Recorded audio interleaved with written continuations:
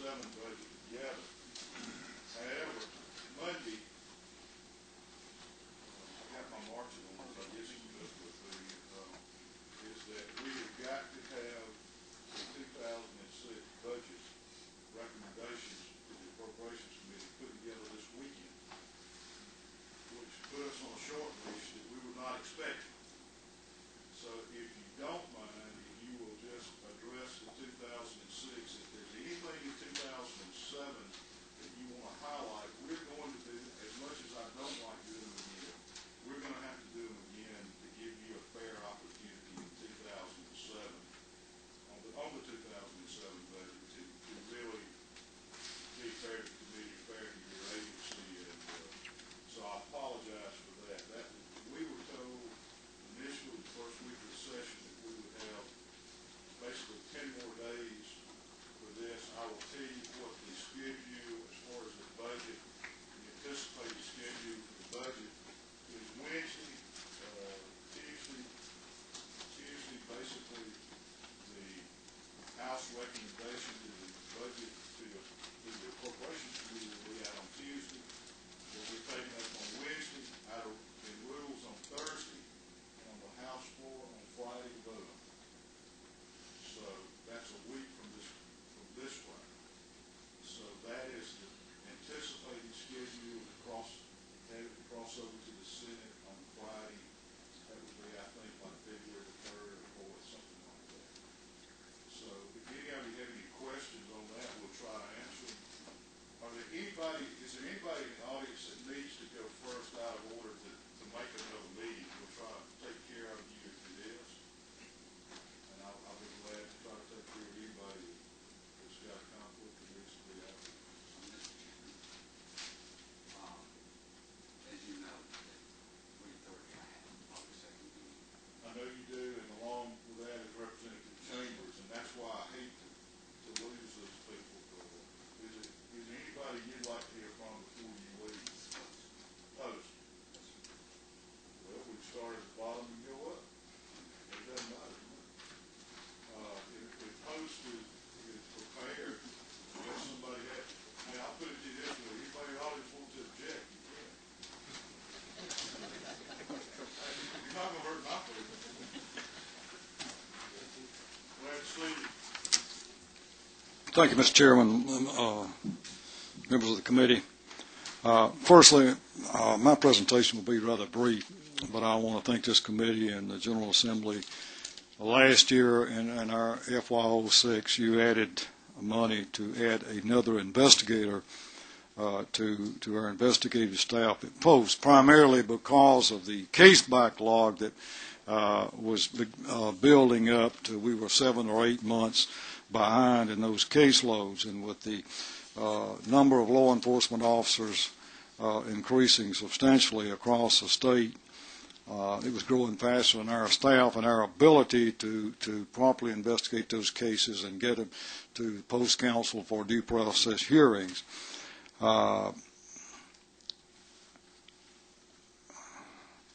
In January of 05, we were able to, we had 31% of the cases were going to counsel for due process hearings within 4 months. In January 06, 54% of the cases were completed and moving to a counsel for due process hearing.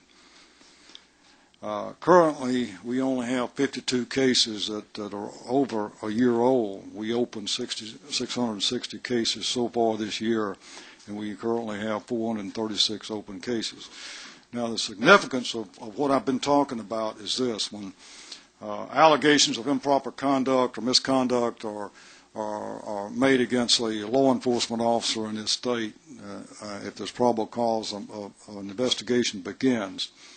And we think it's fair and right that investigation be completed and that officer has a due process hearing within a reasonable length of time, and that's not left hanging out there for a long period of time over that law enforcement officer.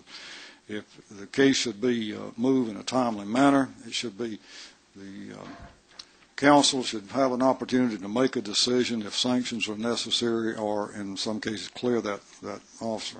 By the way, I didn't tell you, we're on page 46, I think item 249. But I want to thank you, and I think it's my responsibility to tell you, report to you, that as a result of that additional appropriation for an investigator, what we've accomplished, and we're certainly moving into meeting our goals, is to get every case completed and moved before council for a due process hearing within a 4-month period. Also, we, because with an agreement between myself and the Commissioner of Corrections, Commissioner Donald, we moved a position from corrections to post counsel. Now that person, their job didn't change. They still do the same thing. We had a position that for some reason many years ago was funded at corrections and actually did post investigations. We were in agreement that there was some potential for a lot of conflict of interest and problems with that. So that position moved, but it didn't change anything because that person in that position still handles those same cases. We are operating with a very, very tight budget. We're just under $100,000 short. We are encountering a problem related to 2 retirements of fairly long tenured employees. This creates a problem with the reimbursement for accumulated annual leave over a long period of time that we're required to pay out. It's roughly $40,000. Being a very small agency with 24 positions, it makes it very difficult for us to, even though we anticipate leaving those positions open for some period of time, we can't make up the cost of the reimbursing those retired employees for their accumulated leave time that they're entitled to pay for. Mr. Chairman, members of the committee, that is basically my presentation. I'll be glad to respond to any questions that you may have.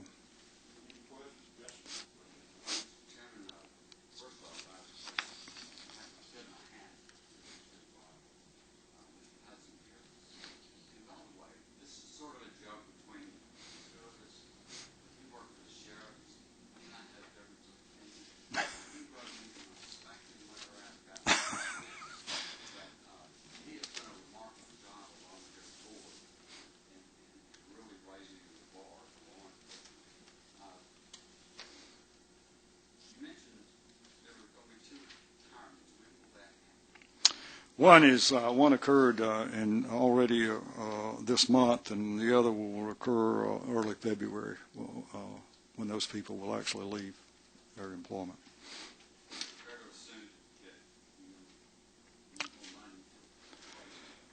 Yes, sir. We're already deficient in trying to deal with the shortfall we have, and this only creates a bigger problem for us in shortfall in our 06 money. We're talking about $39,000. Yes, sir.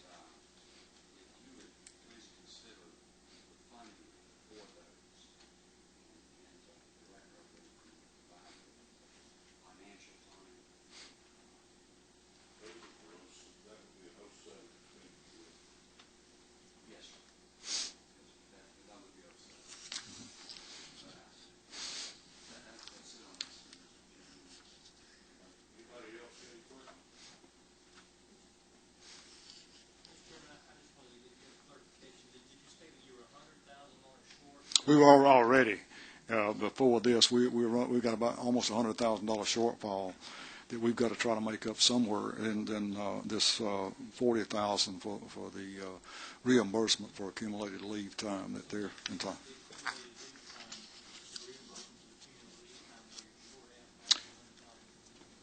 That's one of the shortage, but we're faced with trying to make up a shortfall of just under $100,000 too.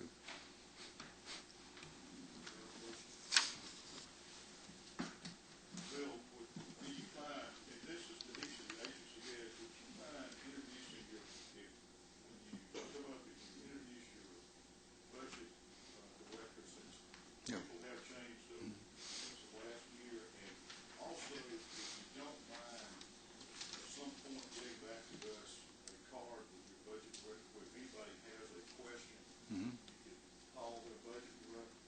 Right. So you're welcome. I encourage you to use the house budget office also. Any questions you might have, or any needs you might have. But then also, if you don't mind, I know I will. with you. Mhm. All right, I'm sorry, Mr. Chairman, I didn't even introduce myself. I'm Bill Hudson, Executive Director at Peace Officer Standards and Training, and our Budget and Support Services Director is Patrice Kerner. She's here with me. No other questions, we will move on. Thank you, Mr. Chairman. Thank you. Appreciate it. We'll go back to the top of the list and to the GBI. Go ahead, Mark.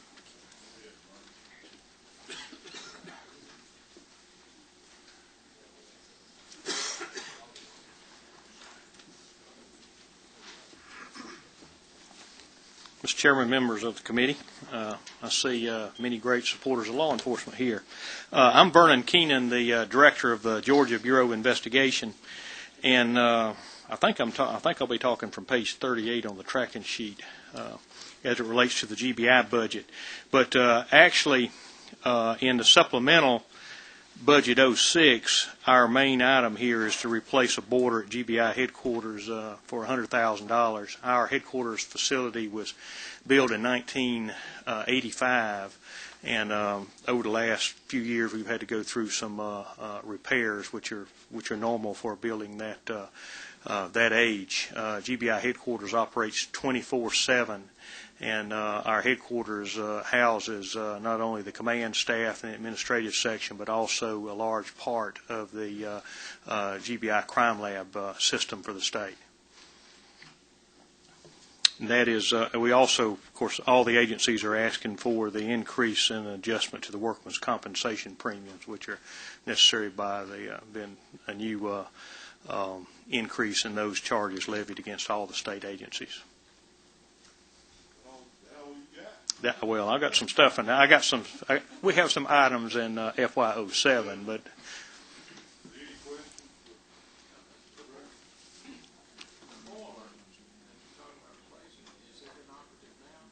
No, sir. It is due for replacement, and we've been having problems with it.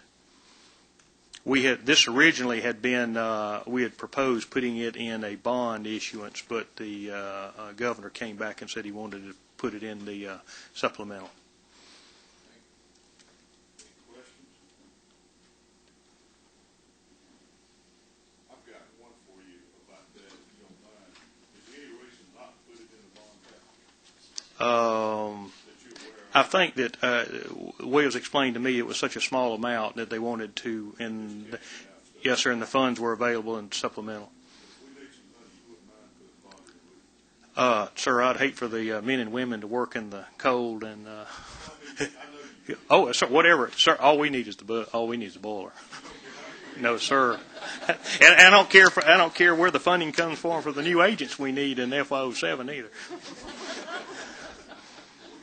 Also, and I don't keep interrupting somebody, but also for the committee, if there's some things that you want to talk about in those settings, don't hesitate to ask them that. You don't have to not ask them. And I'm sure they'll be coming around to see you before we get to those. Any other comments or questions? Great. We appreciate you. Sure. Thanks, sir. Next is corrections.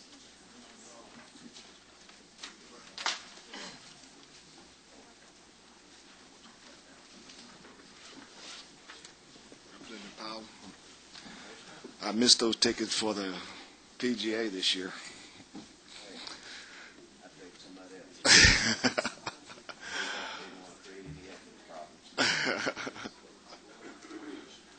Burn gone. We know everything. Well, Mr. Chairman and other members, distinguished members of this committee, I feel honored to come up here today. I got my membership card back from the Sheriff's Association and the County Commissioners Association. Just by Well, I got them back. They were holding them hostage. You know, it's just like, y'all know I'm from Mississippi, and they had a friend down there named Jared Clower. He said, shoot up in the street. One of us needs some relief. Well, this budget provides a little relief, and I get my membership cards back. And that's where I think it's appropriate to begin, simply because the sheriffs and the counties have been bearing a great burden housing state inmates, and this budget gives us some relief. But as you ask, I'd like to introduce members of my team, Mr. Harris Hodges, who is the Director of Admin, and Ms. Lisa Urich, which y'all probably remember from other departments, has joined the team as our budget person. So they will be providing you with 3x5 cards and contact information.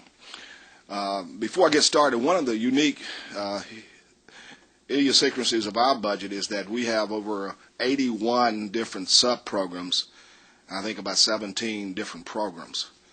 And as legislation is designed, we must ask Mother May I before we move things around. And so my budget presentation this afternoon is about things that make sense, but things nonetheless we are required to make requests for you all to endorse and support. One of the phenomenons that have happened is that we have had good success in managing our probation population with over 24 detention centers. However, as you notice, the inmate population continues to grow, and that's where the governor has targeted resources for the department to take on the inmate population. As the probation population has declined, what we are proposing to do in this budget in many situations is transfer missions of some of the detention center to pick up some of the inmate population where the need is.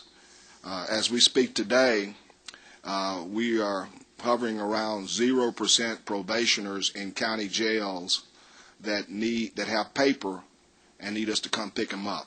Now, there are probably some probationers in county jails that are going to be destined to be ours, but by law we can't pick them up until we get the paperwork, sent us from the courts, and et cetera. On the other hand, we have somewhere around 2,800 or so inmates that have paper that we need to pick up.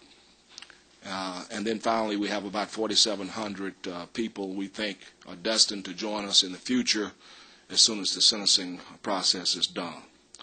So as you look at your budget, you'll see that most of our information in the budget pertains to a term that we've come to live with as we adjust from probationers to inmates in some of our facilities, and that's realignment of mission. As in the case of West Central, sir, as we saw a spike in that facility, we were obliged to keep that rather than close it. That's a budget item that you see right up front in budget item number 82. We are deferring that decision. It is a PDC, one of those missions that we no longer need, but nonetheless we got a strategy that allows us to keep people in there for the time being so that we can open up inmate beds in some of the newer PDCs that we're opening. So we think that West Central there in your neighborhood is going to be settled for a while. You look at the other expenditures that we got there. Let me give you an example. House version of the bill you got shows item numbers 79, 84, 88, 90, 94, 97, 99, 101, 103, 110, and 113 all relate to realignment of funds from programs or sub-programs into programs where they are now needed. An example is item number 78, 83, and 109, for example. We have in our program and admin budget about $54 million. That takes care of most of the operations for specific functions such as IT, engineering services that y'all enjoy in your community, as well as the personnel, staff monies that are required. And while we may have, in this example 78, we have housed the residential substance abuse money there initially in an admin program, now that we're establishing our first probation residential substitute degree program up in Arendelle, it's time to move that $201,000 from the admin budget up to Arendelle's budget. And that's what happens there. Same thing with Bainbridge. We've moved money out of an admin account over into the Bainbridge Substance Abuse Center. And that gives you an illustration. But you have in front of you a number of different transactions, and I would prefer, sir, perhaps if you would ask me, if this committee asked me specifically about any one of them that you would like me to talk to, and I'll be prepared to do that.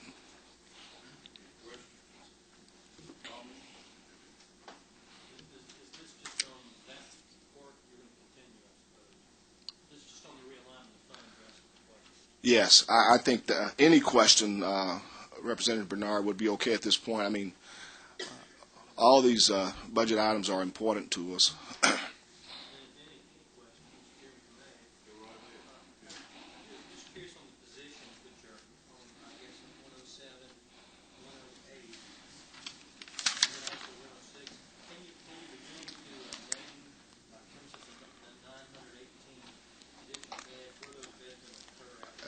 Absolutely, and that's a great question. I mentioned it fairly rapidly in the joint meeting that we had.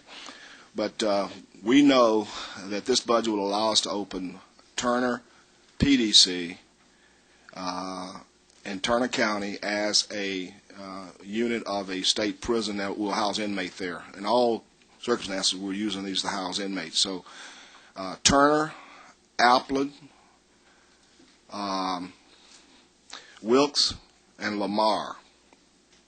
And the good news there's 48 new positions for people in those communities. We suspect that some of the population in existing prisons will decide to go there. We're hoping that a percentage of them will stay at home and not commute back and forth and give us a little bit of experience in those centers. Those are the 4 probation detention centers that we're going to operate as state prison units. 9 was, as I said earlier, was the $201,000 that we needed to move up to Arendelle in order to operate our first probation residential substance abuse treatment facility. It was in the admin account. What was the other number, sir? 108. Yes, even though we have no new space being created, what we have are day rooms that hold up anywhere from 10 to 18 people per. So what we're going to have to do now is buy the beds from Georgia Correctional Industries and set those beds up in the day rooms. Every one of our dorms generally has a day room. So we've calculated that we can get out of putting people in the day room those additional beds. Now, when I put them in there, I still got to pay for.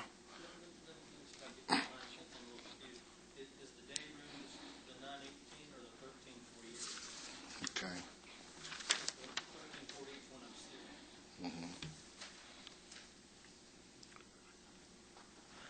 And where are you at?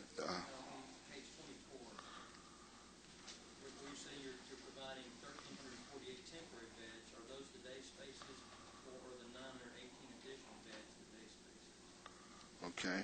Now you're talking. Let's see. What is operating? Okay, I'm sorry. Let me shift back to my other piece of paperwork here. Thank you, Lisa.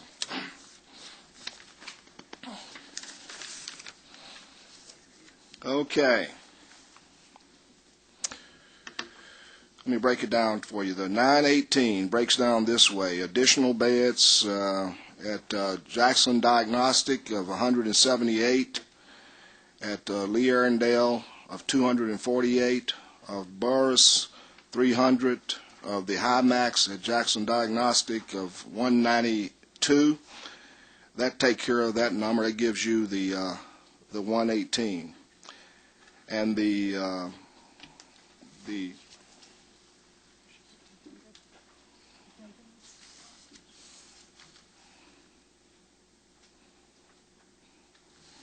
Okay. We've talked about Appleton. That's item number 91 and 107. And in the 1,300, we have 16 prisons, state prisons, day rooms that have been identified to put the additional beds in. That's where you get your day room beds. At this time, you can't name those prisons. 16. We can get you that number. Do we have any names of those 16 prisons? Okay, here we go.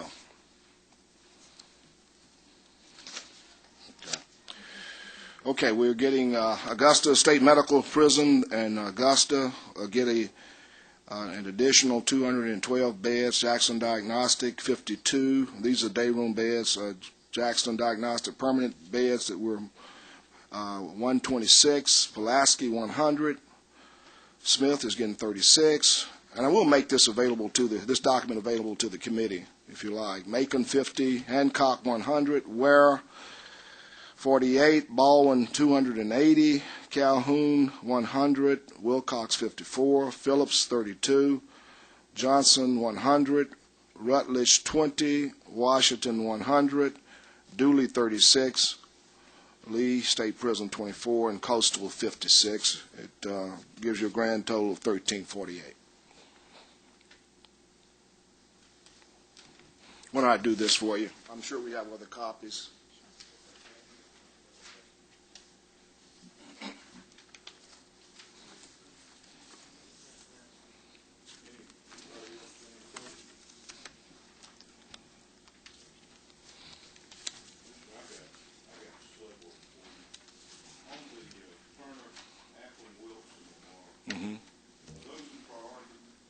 Yes, we are opening them up in priority by dates of construction, how long they have been left open. And Turner, Appleton, and Wilkes are the two first to go. We are hoping to open them as soon as possible, but there are some things we still have to do with all of them to get them ready. How many correction officers did you show up now? We have 500 spaces that we are recruiting for. We were recruiting for that was within our lapse factor of 7%, but a total of about 1,400 if we had no lapse factor, if we were to recruit. But again, we have 10,000 correctional officers, so we're a very large organization. We have, with this budget, recently advised our wardens that they're no longer going to be constrained by the lapse factor. So we're hoping to be able to recruit aggressively. Is that compromising your safety in any of your prisons? No. What happens is with the lapse factor, it will stretch our people. It will cause some of them to work overtime, and some will enjoy the overtime as an additional bonus to their check. But we are not unsafe at this time. Also, Commissioner, and this may be a question that maybe, I don't know if you need to answer this or not. Where does Dalton and Dublin stand as far as... Let me talk about Dalton and Dublin. That's a great question. Yeah. My colleague Dale Mann is over there with his big smile across his face because I think we've gotten consensus that we want to let him use that as a much in demand academy for county sheriffs. As you recall, the people that we would have put in Dalton and Dublin would have been those probationers, and we're just not, for some reason from the judges, getting the diversion center type inmate requirements anymore. We're meeting that demand. In fact, when I last looked, I believe we were like 64 empty beds in existing diversion centers. So we have a proposal that we might have Dalton used as an academy. You know, those beds are not your typical, as we would describe, hard beds. They were the diversion centers for probationers, and it was almost like a dormitory life. It lends themselves to the office and classroom space that a regional sheriff's academy might be suitable for. I think there is an interest also in Dublin for the same purpose, and I believe Dale will comment on whether or not he wants to pursue that one or not. I think there's some things that he still has to do on that one. Well, after saying all that, how close are you to doing it? That's what we're doing. Can I ask Dale, how close is he to? If I can address it, Mr. Chairman, just from here. Yes, absolutely okay. In fact, the correction boards have already voted for Dalton to transfer that if we're asked. Dale, if you don't mind, how about explain to the committee what we're talking about? Sure. They may not be aware of it. Sure, these two facilities are really ideal for us to put a regional police academy. A regional police academy will serve sometimes as many as 20 counties. It's the primary point where peace officers who are hired either by the sheriff's office, local police department, have to go to a 10-week basic training class. And Commissioner Donald and I have been talking for the last 4 months or so. There was one that was sitting, he is currently one sitting vacant in Dalton. And they were built by corrections, right? They were built by corrections. And it's sitting vacant. It's got 52 rooms in it. It's got adequate space for staff and for classrooms. And we'd like to be able to convert it. The Board of Public Safety at their last meeting voted to accept the property if it's offered in Dalton. And I believe February the 2nd is the next Corrections Board meeting. And I'm going to go to the Board of Corrections and ask them to give up that one and probably the one in Dublin, East Dublin. What are you getting out of it? Well, I'm getting the satisfaction that taxpayers' resources are being used in a way that supports the mission of public safety. As you know, the reason those buildings are there was Fortis money. Remember when the federal government was passing out money in the late 90s? Those facilities were built with that money, and as such, There's no problem there. no problem. They use that. I don't think there's a problem at all. We've looked at that. Our legal people have been looking at it. We've already basically agreed with Dale that he could use those facilities, and we saw no conflict there.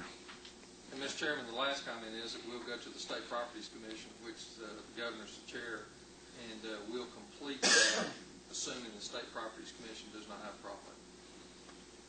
Thanks, sir. Commissioner, where are you, what's the status of the Eaton facility that you closed last year before?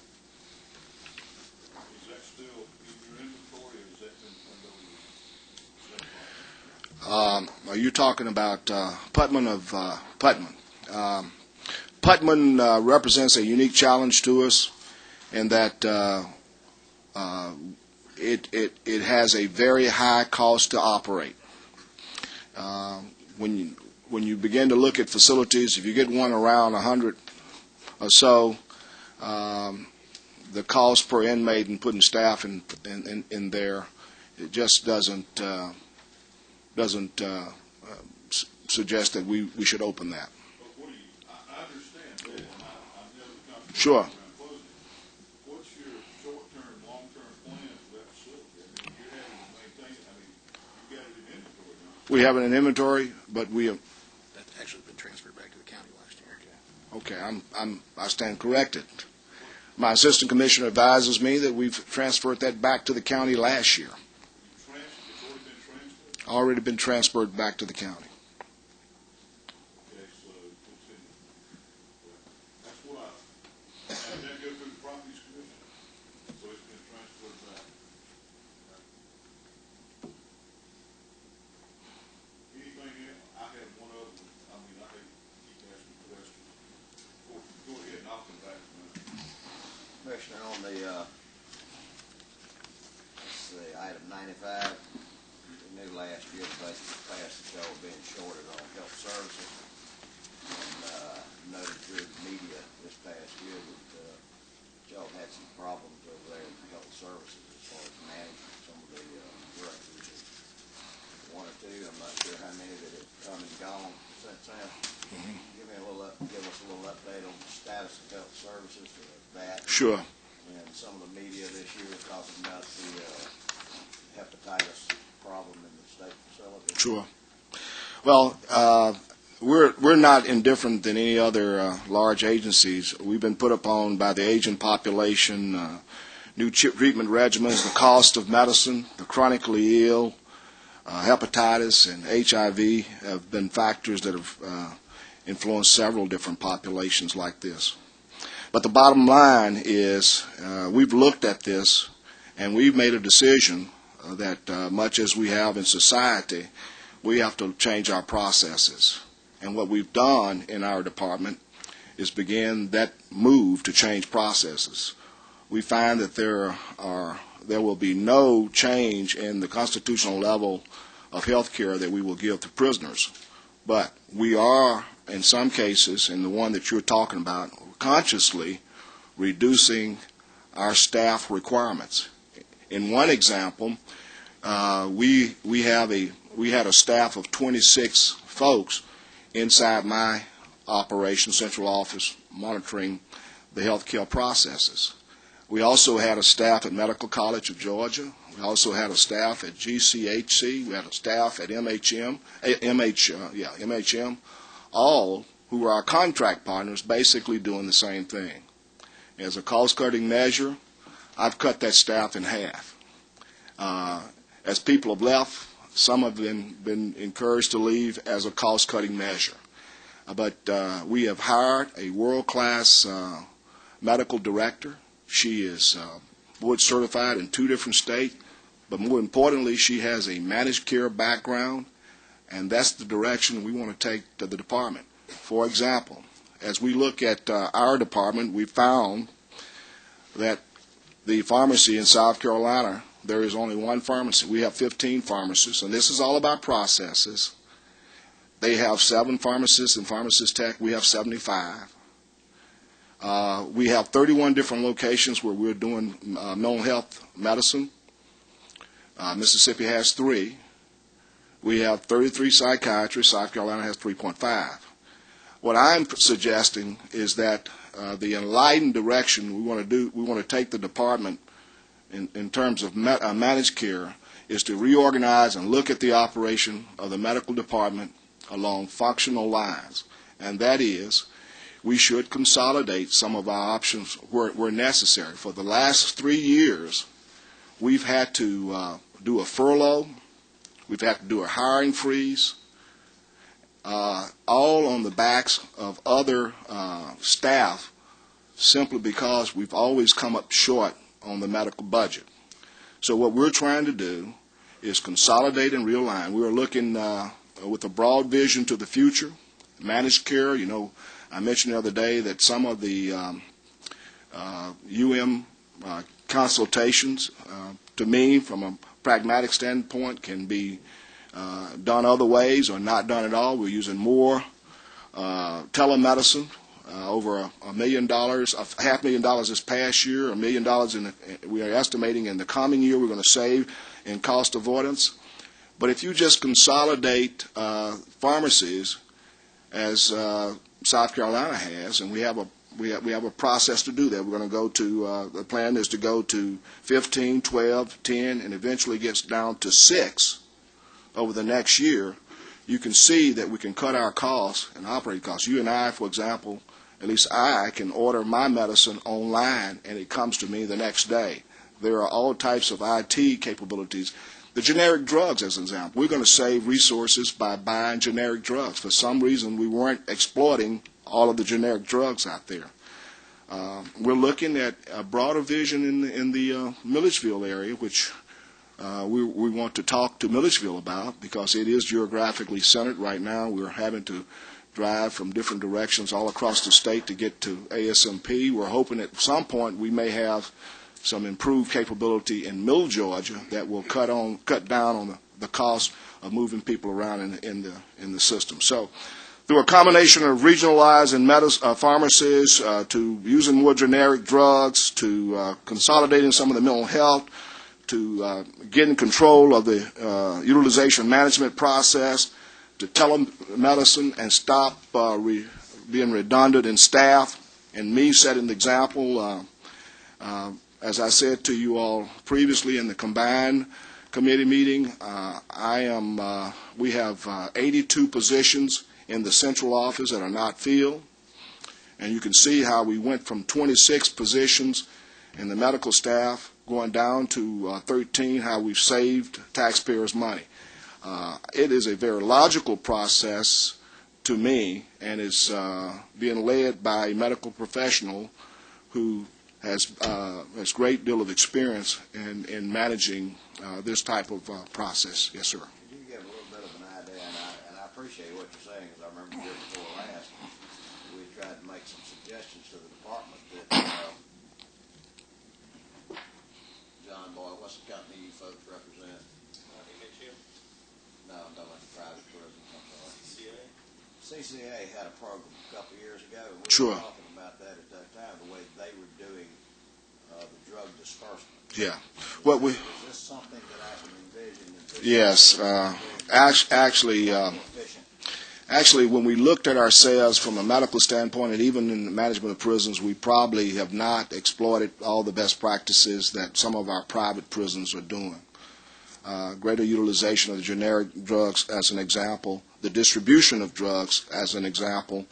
And in this budget, you will see that we have given CCA and Cornell a little bit more flexibility without undermining our standards for security. They are required to comply in accordance with ACA, American Corrections Association standards, but we're going to give them greater flexibility in using best practices. And yes, I do recall the discussion on pharmacy. I might continue with that. And I understand, and I guess the point I'm trying to get to is in looking at that, some of the recommendations we'd made way back when was that maybe the department ought to consider contracting with someone like CCA, that if they were interested in doing the whole state system. Sure. Type of discoveries. Yes. Well, there's a twofold effort. The governor has embarked on a procurement implementation plan that will take a look at how we might leverage requirements such as pharmacies and other things across state agencies. But in the interim, what we're looking at is in-house, as I said, regionalizing our pharmaceutical costs and reducing the number of places we have to have pharmacists. Yes. Can you tell me what will be the relationship? Is there still talk? Will be much of a continued relationship with the medical school of Georgia? We hope to continue that relationship. We have a great partner in Dr. Ron in the medical school of Georgia. However, I think we all should be not afraid at some point to have another contract RFP out there that competes the contract with other people who are in this profession. And we're hoping that we will be able to do that soon. Mississippi has CMS, I think Tennessee has PHS. There are a number of other people who might come to the table and compete for this contract. We've had this MCG contract for some time. They've been great partners, and they've taken us through some hard times. But it's probably not a bad idea that we do go forward at some later date and we look a little competition. But I really want to keep them in there because I think many of our processes in the past, as we've required them to do things, may have constrained even them in their flexibility to present us a good product. Another question, if you don't mind. Have y'all made a projection? I scanned the 07 proposed budget, but do y'all have any projections as far as plans for future prison population or expectations, and any plans on the drawing board? Absolutely. As far as the building of new facilities, or do we plan on letting it all catch back up with it? No, absolutely not. One of the things we embarked on, as you know, sir, when I took over was a 20-year plan, looking at ourselves in the future. As a part of that process, you will remember Alan Adams.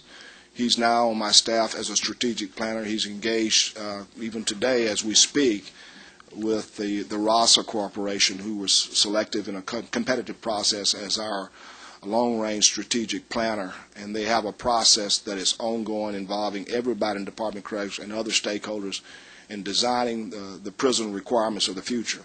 In our preliminary budget, we're looking at how the infrastructure at some of our prisons, for example, GSP in the Tatnall area, is decaying, and we need to replace it. And we have that process ongoing to determine what we can do with that.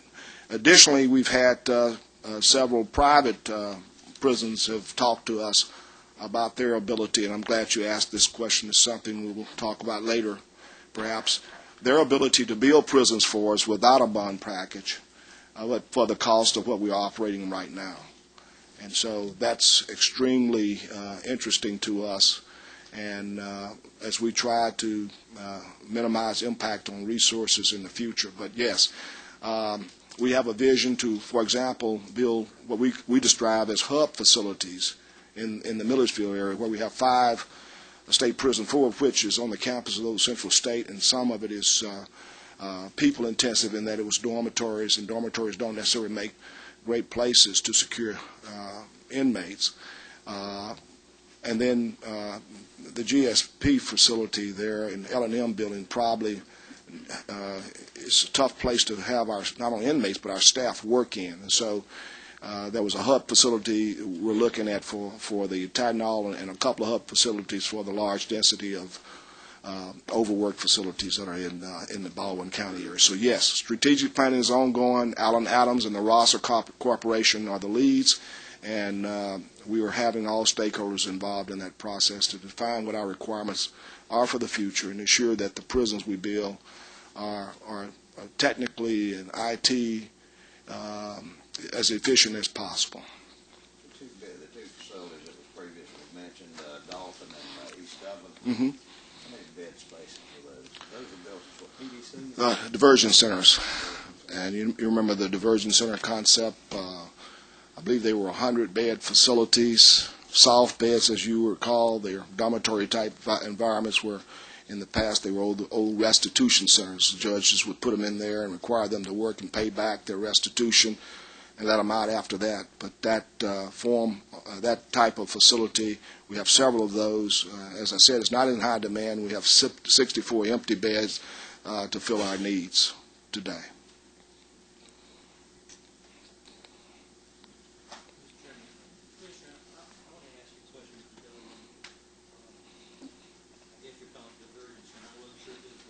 It was a diversion center, yes.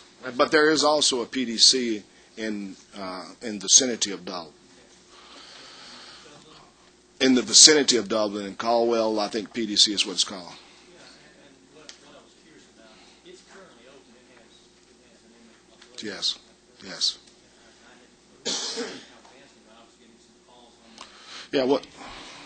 What happened is as I introduced my opening remarks coming in, what we found is that we have an overabundance of empty beds in PDCs. We have 315 empty PDC beds, and last year we averaged over 400 empty PDCs. That's 2 PDC worth, and that's taxpayers' money that's already been used to purchase those beds, but they're empty because of the lack of demand for them. What we had proposed to do, as I said earlier, is to take a similar population, minimum and medium security inmates, similar population to the probationers, and just switch the mission and redistribute the existing population to facilities where we had empty beds. And we thought we'd be able to meet the requirements. That is an ongoing process. We explained that as part of the governor's bill. He approved that decision. However, we have not yet, we are reevaluating it. I came down and Mr. Porter and Ross Tollison and I had a conversation. My staff is reevaluating it based on additional information they gave us. But that's why there was that interest in that facility. So I just want to make sure I was a little confused. So the 100-bed building is what you're planning on transferring over and not the PDC? That's right. The 100 beds, yeah. And then as far as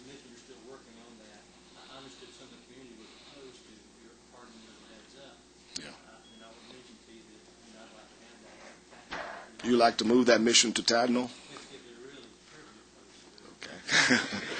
Thank you. We'll. Let me mention one other thing, too. What are you going to do if you start seeing probationers come back and use up all the beds? Well, that's the great flexibility we have in this program. You see, changing the mission doesn't change the staff. So nobody will lose their job in the PDC because they're basically the same type of population. So if for example we need additional PDC beds and we don't have as many requirements for prisons beds, and we can then just change the mission. Let me go back. In all fairness to Dublin, if there is a mission that can, for lack of a better word, softer beds, I'm assuming you've got inmates that fit that classification for the sake of that community. Well, I tell you, Dublin has been a great partner. That community has been a great partner, and I still have to go back to and talk about it to my boss. But I heard the messages that were sent, and some were solid arguments, and we'd like to have a little bit more time to discuss what we do. But we still have to have a solution that protects taxpayers' money, and we're looking at a couple of options as alternatives right now. But I should not speak to that until I talk to my leadership.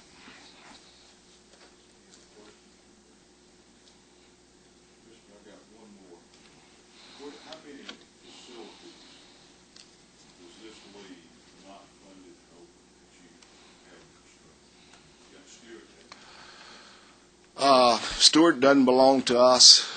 It's not open. I mean, it's built, but it's privately built, but it's not open. But it's got some population. I think CCA has some population. I'm not sure. But we are aware of Stewart. CCA is a partner. We don't know what the future will bring, and we have our own Stewart if somehow we get overwhelmed with additional requirements. Any other facilities that have been constructed? Yes, we have a Valdosta facility. It was another diversion center that is built adjacent to Valdosta State Prison, and we're looking at only 100 beds. Again, as I don't want to misrepresent, they're soft beds. They're for diversion centers. The same restitution issue we had with Dalton and Dublin, we've offered that too, but we have. I don't think we have the same requirements in that part of the community, and Dale has taken an option on that one. We have Pelham, which we're trying to get open, hopefully in a month or two. Well, we had the funding in previous years. This year, we're looking for additional funds for that, yes. Not off the top of my head, but we're working with the governor's staff to figure out what we'll require. It's not listed either in the 06 or 07 anymore by government recommendation. I understand, but as we continue to look for options for beds, it's been recently pointed out that Pelham is a possibility since it's so close to Alter State Prison. Well, we have $48 million to open new beds. One of the options we clearly have is to come back to you and ask you for some of that money, because new beds, can be new beds in Pelham too. The facility is built, the infrastructure is there. There's very minimum startup costs since Altry is there. Let me catch up. I'm sort of slow. You're talking about on new beds, but haven't you already identified through the budget process which beds would be the new beds? Yes, we have. And Pelham's not included in that. It is not included in the new beds, but as you recall, sir, we had the West Central beds that, and in your neighborhood that we were counting on for inmate beds. What I'm trying to do is see if you find the money to open the Well, I think we have. You don't know what it would take. I do not have that money number, but I can get that to you later. Yes. But we see an option, as I said, since we were not able to close West Central and use inmates, is possibly achieve that by using that as a funding source. That's just a lateral. Yes, yes, sure. But I'm just being careful that we have a chance to talk to our leadership before we do this. This is an ongoing process. I'm not trying to box you in, I'm just trying to get an answer. Yeah. Where when we sit down and try to make budget recommendations, even though the governor's made his recommendations, that we have a complete picture of what facilities you have, what cost projections would be, where if there is any needs, that we might recommend back for the House to possibly redirect or reappropriate or to fund. If you allow me to, we will discuss that with you at the 07 briefing we'll do for you. But there may be some money in the 06 as well.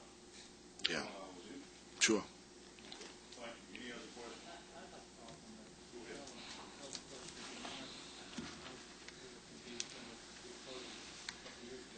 That's a small, 100 bed. That's 160 beds and expandable, I think, to about 180. Because you're determining that smaller bed space is costing the state more than obviously going into a larger bed space. Sure. So it's keeping with the mission overall, but that does sound like it comes close to fitting that. Yeah. Well, we have Autry State Prison that is really in close proximity, and it is premature to make a decision. Again, we're looking at it as a mission that can house state inmates, and you've actually caught us in a decision cycle for what we want to do with Pelham.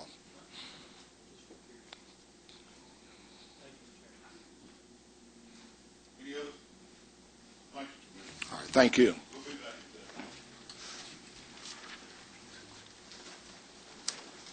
Let's see, next, thank you, Martin Law.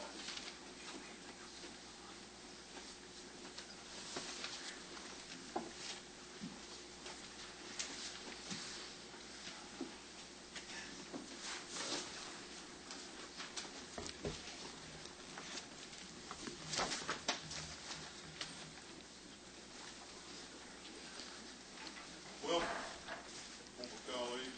Hey, Glad to see you. good afternoon, Mr. Chairman, members of the committee. Thank you so much. I hope I'll be able to save you a little time. I don't have a big request here, but I always think it's important. The governor has recommended in the 2006 amended budget a total of $166,978. Let me just basically tell you how that breaks down. One, you all will recall that years ago, the legislature gave to the law department the responsibility for reviewing hospital acquisitions in this state. There is a cost inherent in conducting those reviews. A while back, we actually had the money put in our budget early on for the hospital acquisitions, and over the years we lost that, and so now whenever there's a hospital acquisition or multiple acquisitions, we have to come back to the legislature and request the money to conduct the reviews.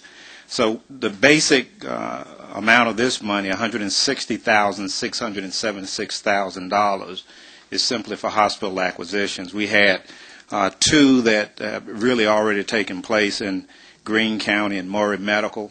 At the amount of, we incurred about $60,676, and we have that in outstanding bills that need to be paid. And then we have two others that are online that we're working on and hopefully will complete. One at St. Joseph's in Augusta, the other one at the Barrow Community Hospital for another $100,000. So basically that's the $160,676. The other $6,300 is just for funding an increase in the workers' comp premiums. It's a pretty simple request, Mr. Chairman. We ask you to support it. Any questions? I got one. You haven't, there haven't been any acquisitions, though, that you have not completed or done what you needed to do based on funding, is it? Well, Or you're just trying to catch up?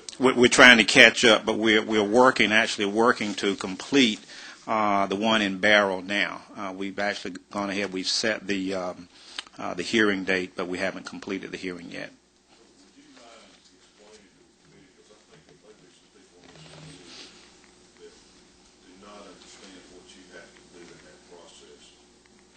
The years ago, and some of you will recall as I look around the room here, House Bill 600 that really put in place a process here in this state where the Office of the Attorney General would have to review hospital acquisitions. And I think there was some concern, back in those days about for-profit hospitals coming in and buying up and gobbling up not-for-profit hospitals around the state.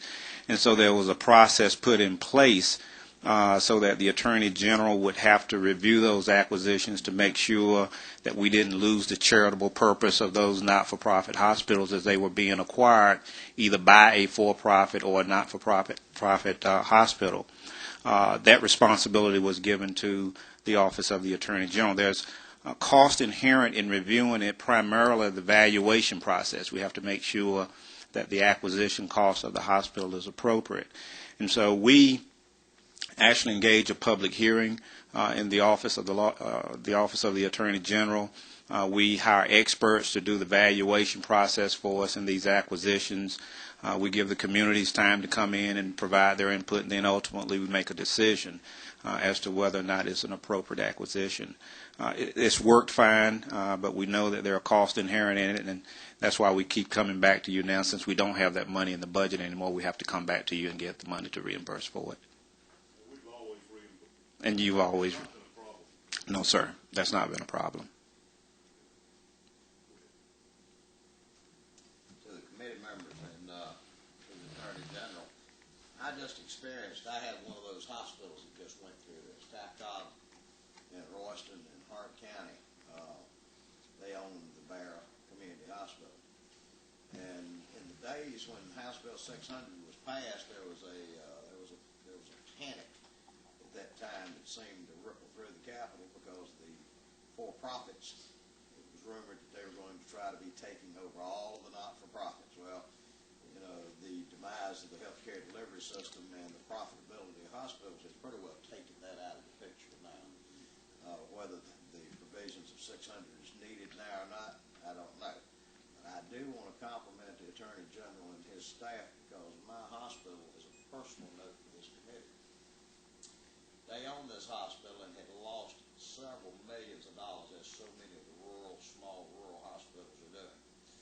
And they had to unload that hospital and found a buyer for that hospital. And it had to be unloaded before December 31st. At least they were fixing to lose their bonded rating for the overall healthcare system. And I want to express my gratitude publicly to Attorney General Baker for how he and his attorneys expedited that in short notice through the month of November and December to expedite that, and basically has saved another hospital system that was the parent of this one that was dragging it down. But for that, I'd like for this committee to know how important this is.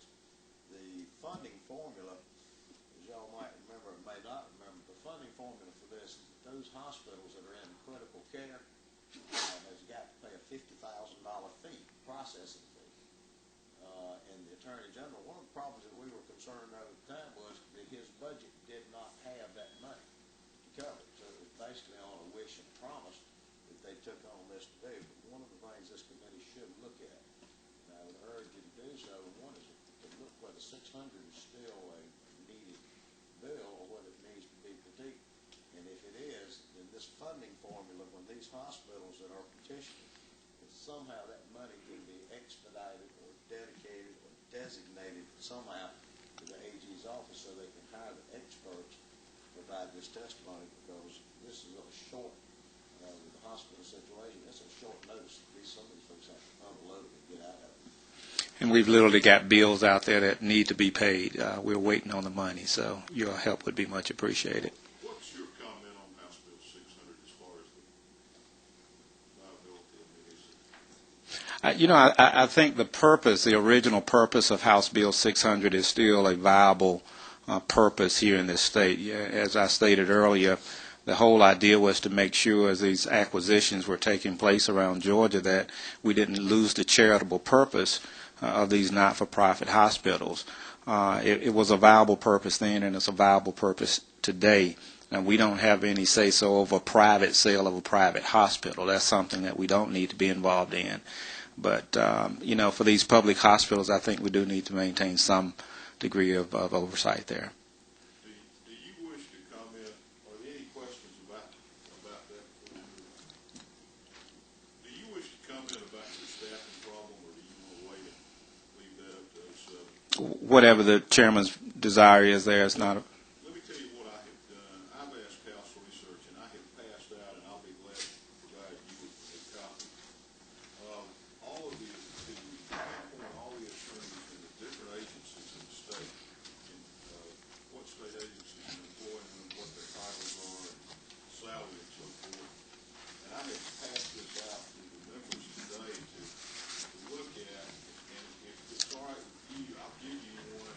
Yes, sir, I'd appreciate that. Talk to you in depth when we get to the 07 about your problems on retaining institutional knowledge, and also of your mission.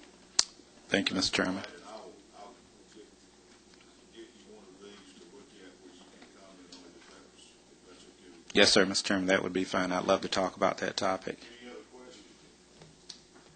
If not, we appreciate you being here. Thank you, Mr. Chairman. Thank you, members of the committee. Appreciate it.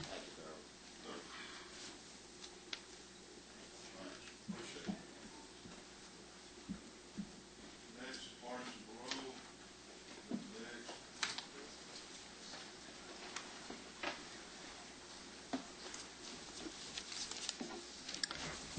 Good afternoon, Mr. Chairman, members of the committee. I'm accompanied by Beth Oxford, Director of Parole, and Gary McElroy, that handles all the budget and finance matters. I'm sure that they'll be able to handle all the additional requests that you may have.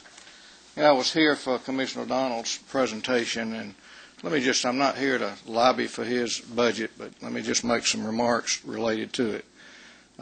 There's a desperate need for more hard beds, and the request that the governor has made for additional bed space funding is desperately needed. We're finding commitments are up. They exceed the releases. We're finding the parolable population that we have to look at. It's getting more and more difficult to find those that we can look at and feel that they have a reasonable expectation of success. We've got more violent offenders. We've got more sex offenders. In 1995, we had parole decision authority over 95% of the population. And as a result of Senate Bill 441, the number that have been designated recidivists, the number on death row, and the lifer population, we're down to about 79% of the population that are even eligible for parole. And because of the number of violent offenders and sex offenders, those that we can look at and come to a conclusion that they have a reasonable expectation of success continues to go down. 06 amended budget request the total is $647,185. I think it's on page 88 of your. Page 45 of the tracking sheet, I think. All right. Well, I must have a different document. The vast majority of that just relates to regular operating and travel and mileage reimbursement cost. The only other item is a request for an additional $300,000 for to pay our Spectrum Health Services for the substance abuse outpatient services that they provide to our parolees. As you know, dealing with the substance abuse issues is key to what we do. Over 76% of the prison population have serious drug problems, and if we don't deal with those drug problems, their probability of success is minimal. We spend about $100,000 a month with Spectrum. This program came online. We signed the contract in September of 2004. It was really not funded for the entire year, and the additional $300,000 is just to really give us the 1 year, full year funding that we need. And that completes our request in the amended. As I said, the others relates to general regular operating for utilities, gas, travel, and mileage reimbursement. Any questions? Doesn't look like y'all ain't getting a whole lot in extra money in the supplemental. I think you're reading the same document that I've been reading. What did you request that you made? What is priority that you request that the government? Well, the big issue that we have is in the salary area. The governor has recently asked the merit system to do a study on the pay for state law enforcement officers, and the findings were that where the state is over 10% behind for comparable salaries.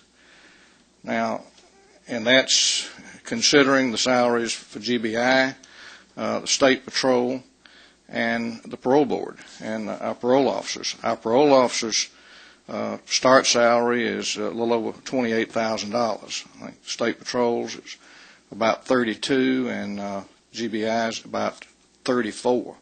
So not only is the state very much behind the comparables, but we're at the bottom of the barrel. We've got about 42 vacancies right now.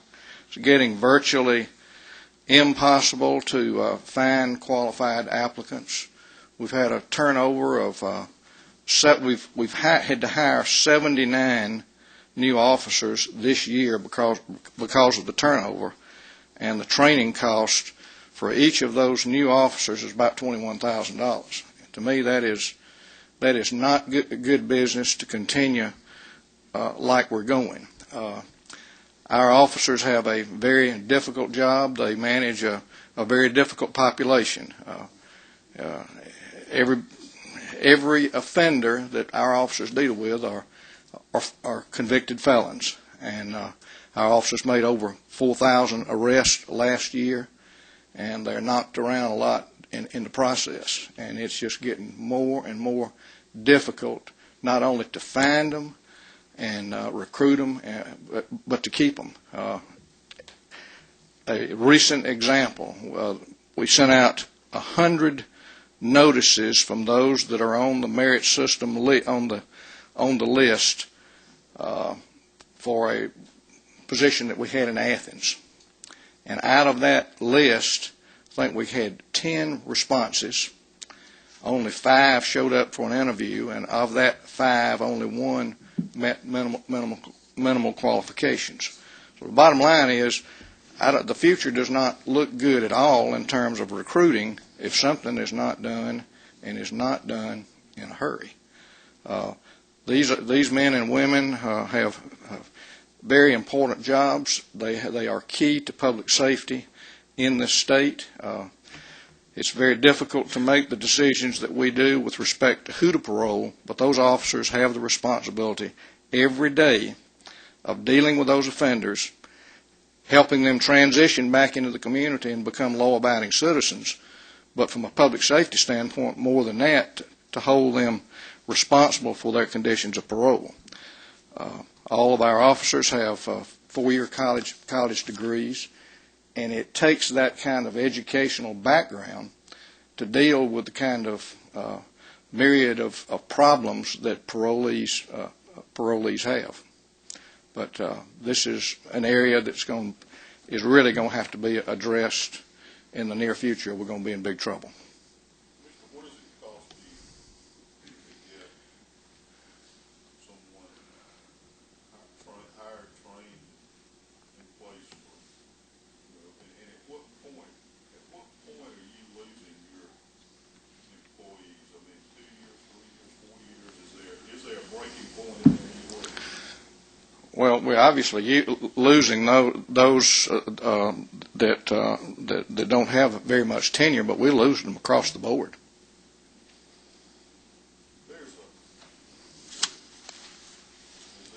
each of us get truckloads of paper every day to live. There is the Georgia budget and policy, almost top of it. We've got a list of white papers out on state employment and the cost of turnover. And I flipped through a lot of this stuff, but I really paid attention to this one. It's really interesting as to what it's costing the state on non-retention of state employees. And I'll make each of the members a copy that shows the salary range and different things of each agency. It's real interesting how we're not retaining. What we asked for was sufficient funding for a 10% pay increase for our officers, and even at with a 10% increase, we would still be under the starting salary for the troopers, and significantly under it in comparison to the GBI agents, and we have the same educational requirements. I'll get you a copy that he did. I have it in front of you, a copy, and I will get each of the members a copy of that. But I absolutely, just one follow-up statement. I absolutely know that the governor is very much aware of this, and our budget, in my budget presentation to him, when I laid out some of the statistics that I've talked to you about, he said basically, say no more. You've convinced me. It's an issue of determining what the priorities will be for the state.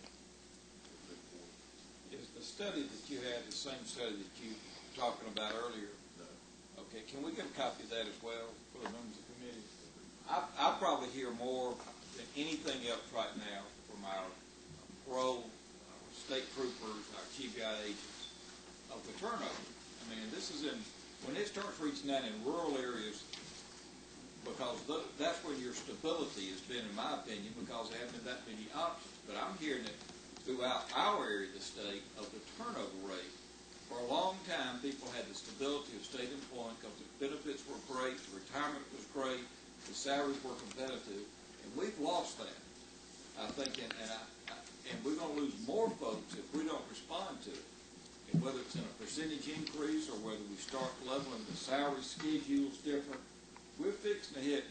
When you have the turnover in our area of the state, that means in the metro area, you've been having it.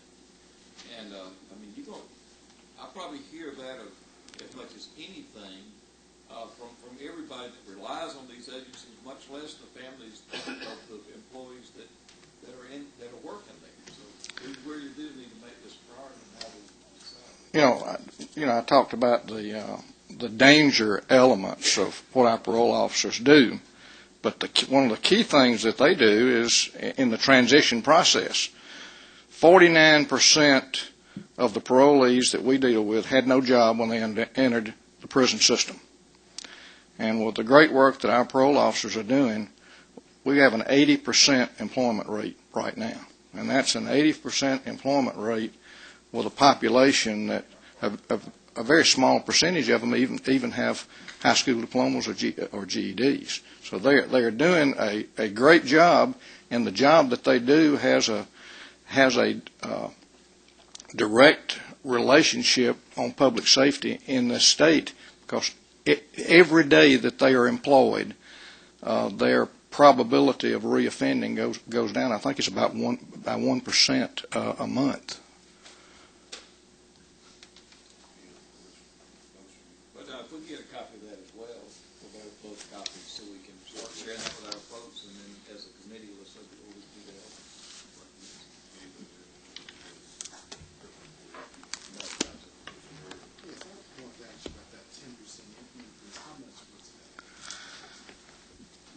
A 10% would have required, I think it's $2,391,203.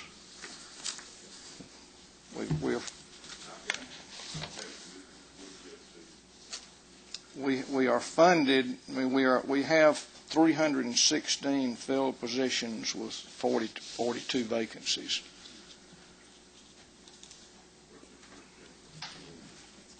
With the formula that the governor has laid out on the pay raises, think about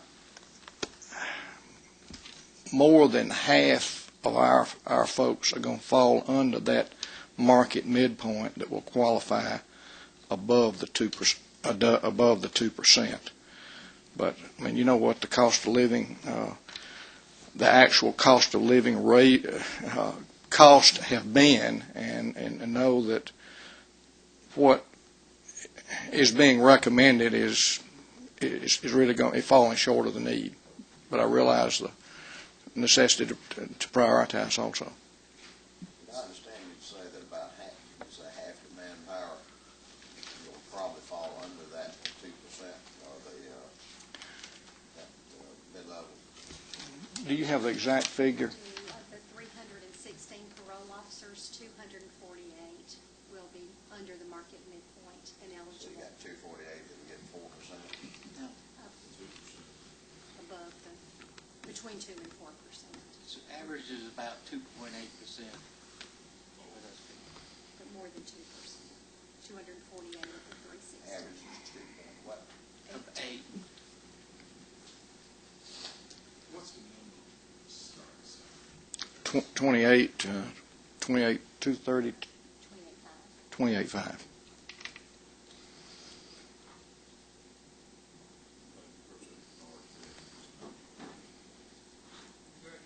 was just curious with your turnover, where are your parole officers going? What's attracting them as an overall? Do you have an idea? Do you know where they're actually leaving you to go to? They're leaving for other law enforcement jobs. They're leaving for the private sector.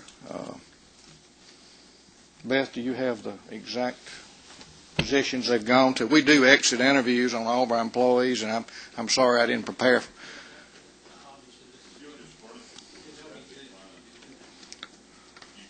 But they're not going into they're not in great paying jobs, and they're not going to great paying jobs. It doesn't take very much to move them off the mark. That would be interesting if you could do that.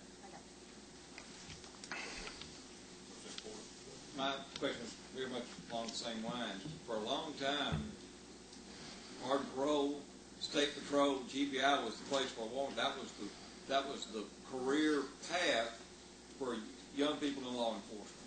And where I'm hearing is they're leaving all three of those to go back with our sheriff's offices and our police forces because of just the better benefits and package. I mean, the career goal of folks used to be to go with these state agencies. And now they're kind of trying to get somewhere else. And the road, in my opinion, is reversed. And I think that's a dangerous place to be. And we're a better state than that, and we ought to treat our people better. Anyway, that's looking at the same package, but that's where I'm seeing our folks. The majority of the parolees, just because are in the metropolitan areas, and it's in those metropolitan areas that really skew the pay comparisons. We're looking at it and saying that we're 10% behind the comparable salaries statewide, but actually we've got more officers in this area, and the comparisons that should be used are the Gwinnett counties, the Cobb counties, those that are already starting their people out at $6,000 and $7,000 more than our officers, with educational supplements that are available. So we got a lot of work to do. Follow-up question: does an officer in the metropolitan area with the same experience as an officer in the rural areas, are their pay scales the same amount of time?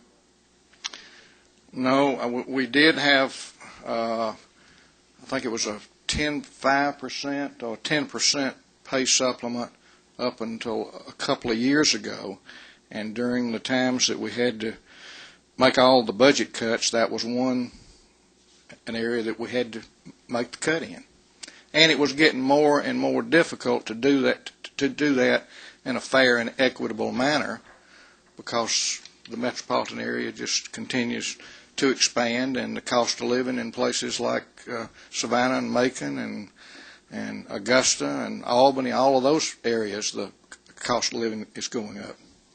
I just noticed, looking at the document that you sent out, just the local police department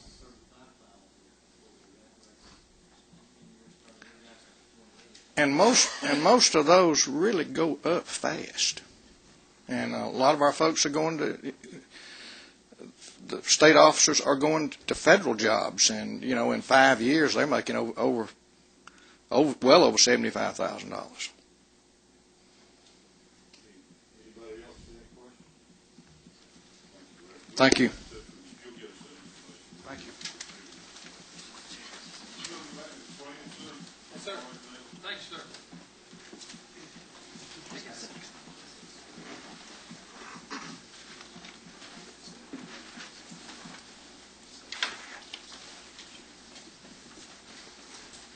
Thank you, Mr. Chairman, and Richard Guerrero is with me as the budget guy.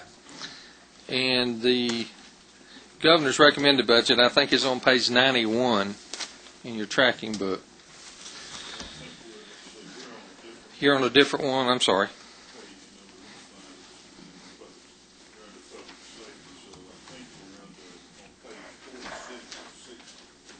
Okay, thank you, sir.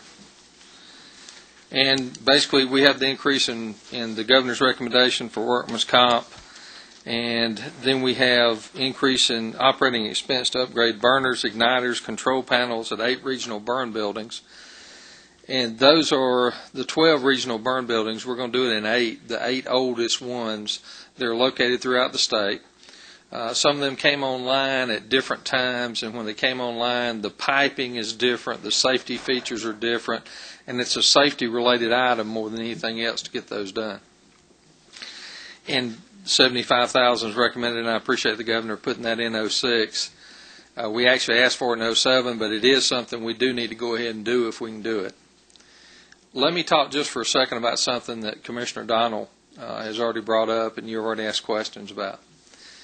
On May 31st, the governor signed an executive order transferring almost 10 acres of property in the Department of Juvenile Justice Youth Development Center in Athens, right across the street from the airport, to us. Commissioner Murray and I started working on that probably a year ago now, and it was a building that had been closed for about a year. It's about 18,000 square feet. Each one of these regional police academies, and there's 10 of them throughout the state. Then there's 4 departmental academies, Atlanta, DeKalb, Gwinnett, and Cobb. But each one of those 10 regional police academies, 7 of those are training center employees. And we started picking those up in 97. We picked up 3, then we picked up 1, then we picked up 3 more.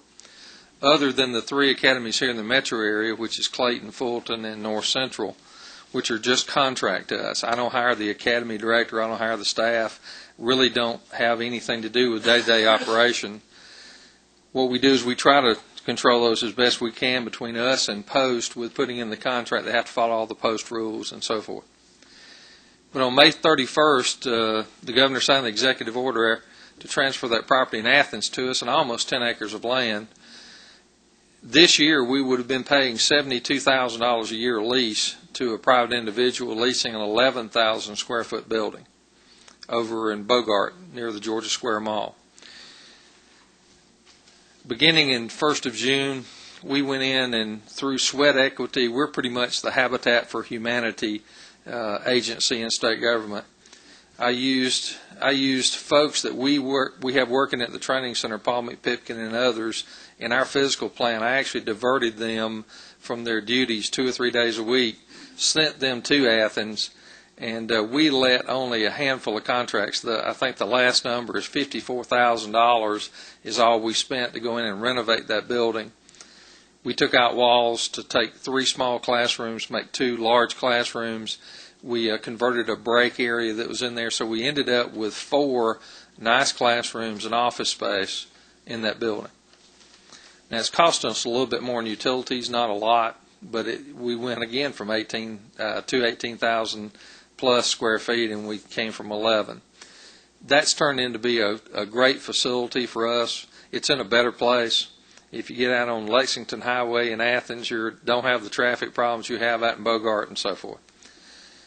Last month, the State Properties Commission allowed us to pick up 17 acres at the old State Patrol post on Dean Forest Road in Savannah. Now, that post, I think, Colonel, has been closed 4 years, 5 years? somewhere in that neighborhood. About 4. 4 years. It's been closed about 4 years.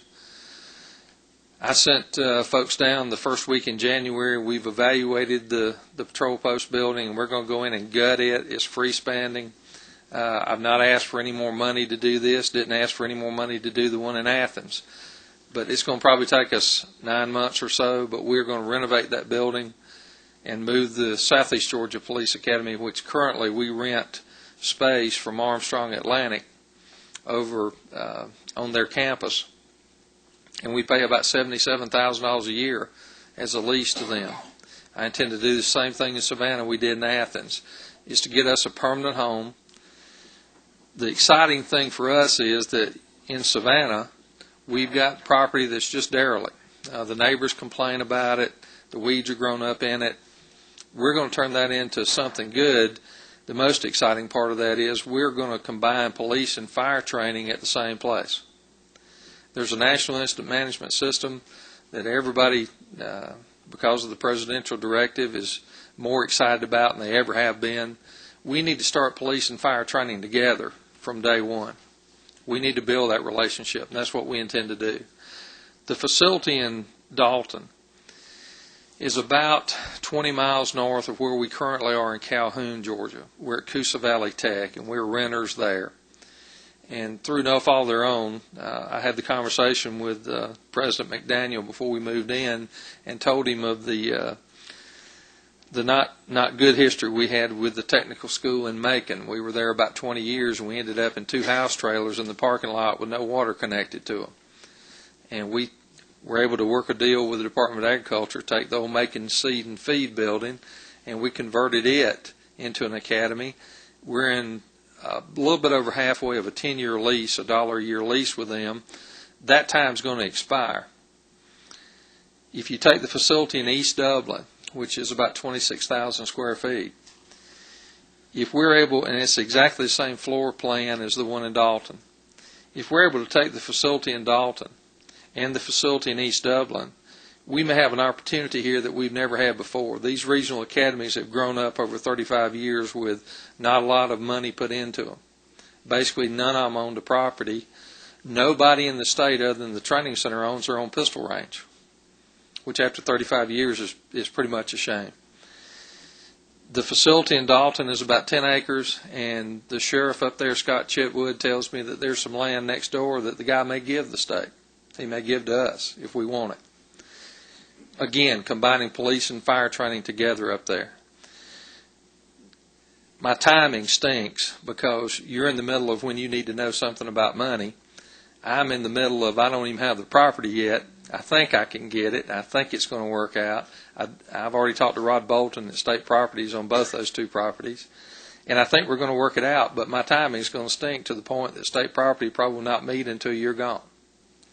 So what we may have to do is actually try to pick up the property, move in, set up classrooms, set up office space, and it's probably realistically going to be next year before I come to you and say, if we're really going to sleep deputy sheriffs and police officers in there, which is a real advantage to the local police chief and sheriff. Currently, they're paying about $2,000 a student out of their own pocket to sleep them in a motel and feed them if they're over 60 miles away.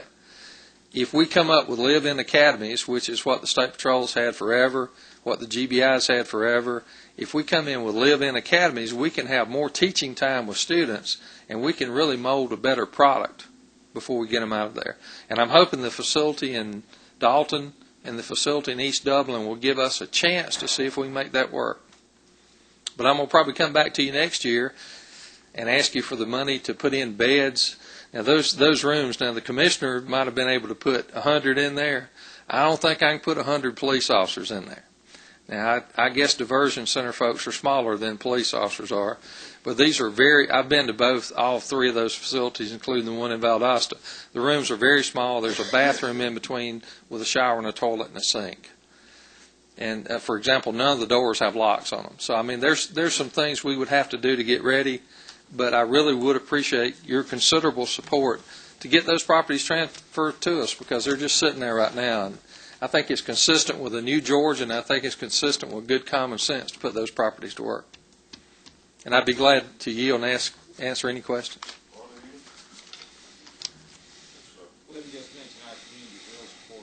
Thank you, sir. of the effort there and anything we can do. And I like the committee for chairman. I've talked about it and talked with Representative Harper as well. It would be a great thing for our region. We have the fire center already. Right. In the county. Yes, sir. It would complement a lot there. We're ready to do it. Thanks, sir.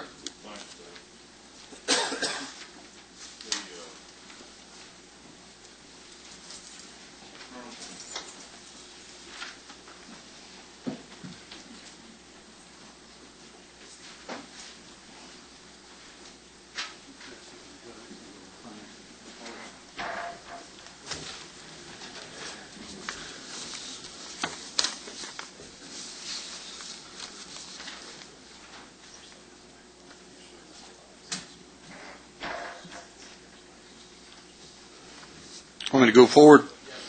Well, Mr. Chairman, members of the subcommittee, I certainly appreciate the opportunity to come before you today to talk for a few minutes about our supplemental 06 budget. As I was sitting back there watching the proceedings, I thought mine was going to be pretty rapid, and I'd only have 3 items here, but I solicited some more information here as I see where the line of questioning may be going. First off, I'd like to say thanks on behalf of all the men and women of the Department of Public Safety for an initiative that I believe began here last year. That was that we received a second 50-person trooper school that we weren't initially scheduled to have, and I believe that that was born out of the proceedings, and we certainly appreciate that. This year on the 06 supplemental, as I said, we only had 3 items. The first one is $190,000, which is the to reflect the adjustment in workers' compensation premiums. The second one is $30,000, which is a transfer of a, I'm sorry, page 46 of the supplemental. The second one is $30,000 in personal services, which is a transfer of a position to the Department of Revenue as part of the reorganization of the Department of Motor Vehicle Safety. What transpired there was we took on 270 new vehicles when we took on the department, what was the law enforcement arm of the Department of Motor Vehicle Safety. We have 7 people that work in our garage, and we didn't get any support personnel there during the during some of the meetings that occurred when we were trying to decide who was going to get what. The Department of Revenue got some of the department, but he had one position that was a warehouse position that he had no need for in the Department of Revenue, so he graciously gave us that in the $30,000 that would fund it. And the last item is $1,478,292 for 70 additional patrol vehicles to replace those that have over 135,000 miles. That not only occurs in the state patrol fleet, but that occurs in the motor carrier compliance fleet. We took on those new vehicles for them, over 270, and we came to find out that their fleet was very aging too. So I'd appreciate whatever consideration you could give on those matters.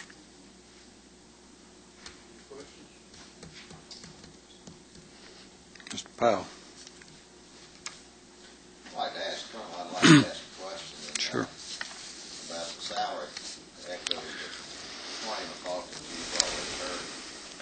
You know, every year I've been here and I've gone through several sessions where we did the split pay raises and such as that.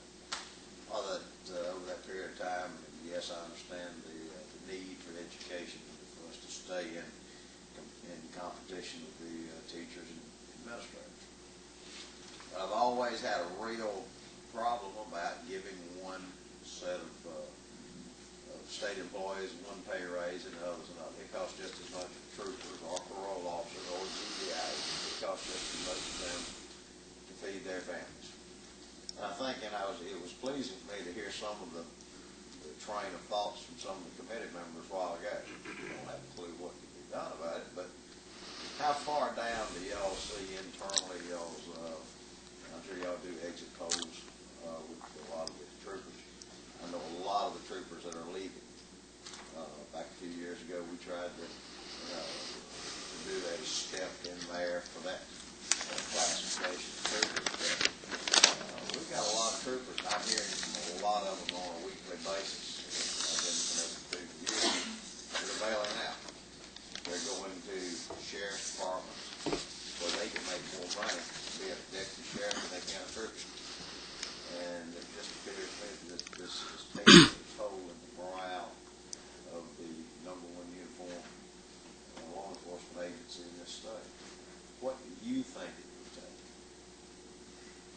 before is ongoing right now. What do you think? You know, and not just in our agency, I think the key to this whole thing with respect to the pay is that about 10 years ago, we did away with the incremental pay system. That is that you got hired and the teachers still have it. They get hired at one level. I've got my oldest child is a school teacher, and my second child was trained as a school teacher, but it's a state employee, and I hear them interact back and forth on a regular basis. But that incremental pay system went away for us, and essentially what happened was every year for about 7 years, you got a 5% increase so long as you got a satisfactory report of performance. Then they skipped 2 years, 2 years, 2 years, and 2 years. So you actually got about 5% pay raises over the course of your career if you didn't get a promotion. Now what happens is you get hired, and our pay is $31,000, not $32,000 as was indicated before, but you stay there. Unless you get a promotion, all you get is whatever cost of living raise that we get every year. We're very competitive across the Southeast in salaries for other state law enforcement agencies. But I was just looking at one from North Carolina this morning. They start off at about the same as we do. In 6 or 7 years, they've gone up about $16,000 or $17,000, where ours have gone up about $2,000. And that's the sticking point. And we're losing our college-educated people to the federal agencies. I recently had an experience with a young man who'd been with us for 14 years and was a good employee, a very good employee. He left and went to a local agency where he got a $5,000 a year pay raise to start. He got a guarantee of $5,000 more in 18 months. They bought 5 years of his retirement, and he was able to vest his state retirement for 14 years, so he can retire 1 year sooner with a new agency than he could if he stayed with us. Plus, he's going to get the retirement that he'd already built in the state. And you really don't have to be a rocket scientist to figure that out. What was kind of embarrassing to me is about 2 months later we had our annual awards ceremony, and they identified the people across the state that had performed exceptionally well, and he came back in his uniform from his new agency to receive his award. And you know, that's really a hindrance to good morale in the organization. But we had one last week that quit. It's gone to the New York State Police. He went from $32,000 a year on the Georgia State Patrol to $59,000 a year as a new recruit in the New York State Police. And you know, there are a lot of opportunities out there. One of the differences, I think, with our agency is that you know, we don't work in an office. We don't do investigations. We're out on the road.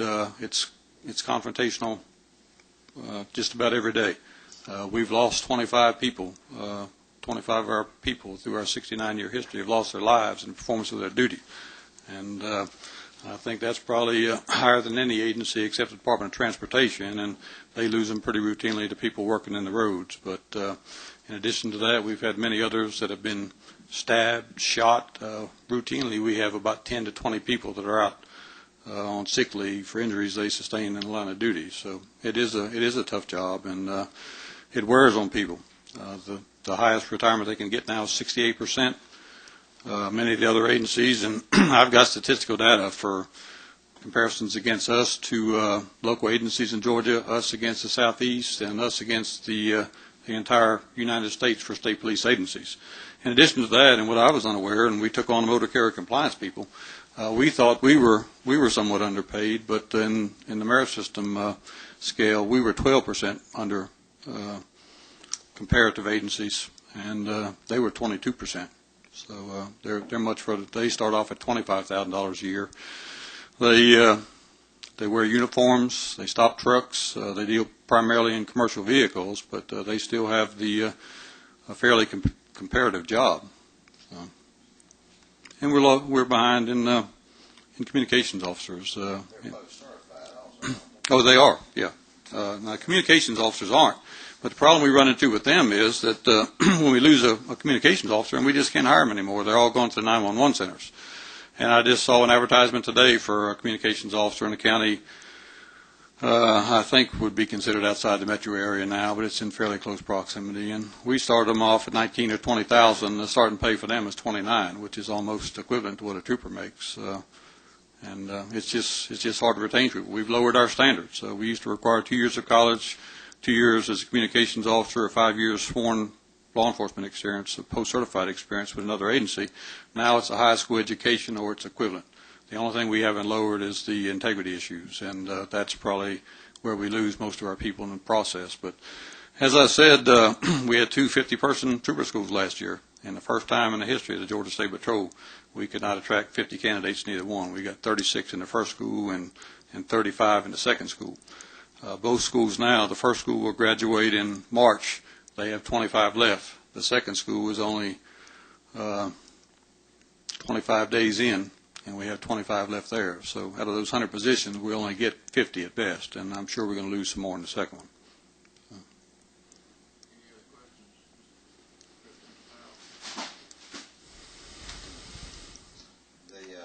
Y'all inherited last year with the breakup DMVS, y'all inherited compliance division.